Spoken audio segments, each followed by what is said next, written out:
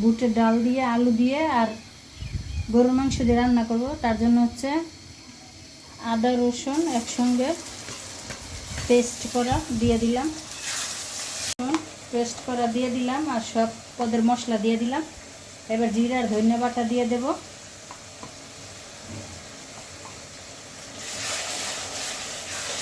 সব মশলা দিয়ে দিলাম। এবার এক এক করে হলুদ দিয়ে দেব পরিমাণ মতো,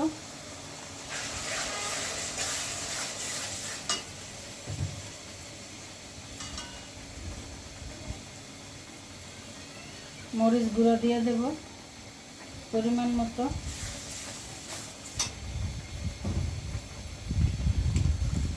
স্বাদ মতো লবণ দিয়ে দেব।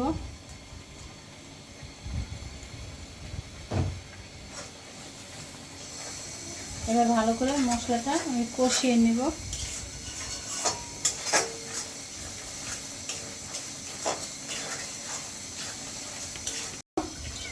গরুর গোশ বেশি না, অল্প করে নিচ্ছি, আলু দেব সাথে, মেলা না, অল্প গোশ।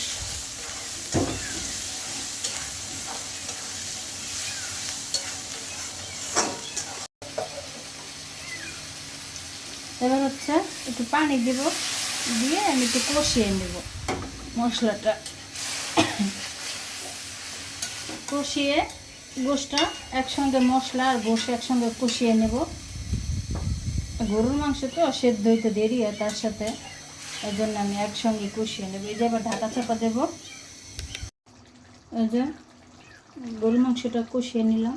এবার বুটের ডালটা দিয়ে দেব। ডালটা দিয়ে ভালো করে আমি কষিয়ে নেব।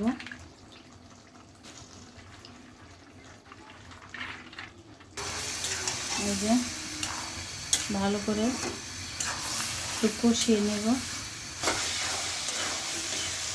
কষানো হয়ে গেছে।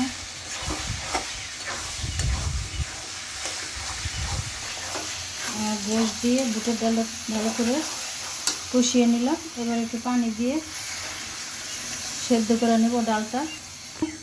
এবার ডালটা ঢাকা চাপা দেব। ডালটা কষিয়ে নিয়েছি, এই যে কষানো হয়ে গেছে, নিচে লেগে যাচ্ছে। এবার এই যে আলুটা দিয়ে দেব।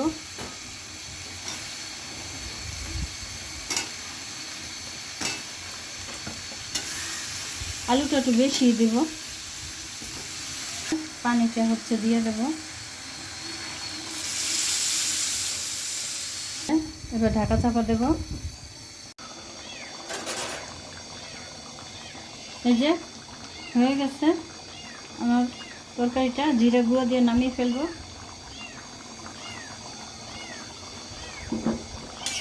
এই যে গরুর মাংস দিয়ে, আলু দিয়ে, বুটের ডাল দিয়ে